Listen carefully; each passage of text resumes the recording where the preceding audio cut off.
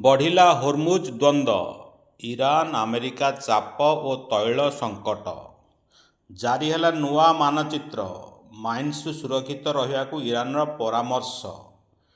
ଭାରତ ଉପରେ ପ୍ରଭାବ, ଦୈନିକ 20 କୋଟି ଅର୍ଥାତ୍ $22 ଲକ୍ଷ ଅଧିକ ଖର୍ଚ୍ଚ।